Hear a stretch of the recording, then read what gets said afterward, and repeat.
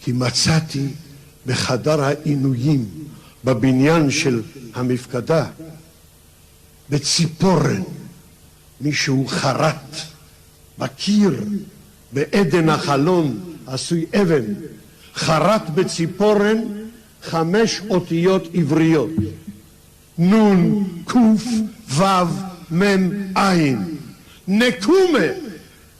נקומה הוא דרש. מה זה הנקומה?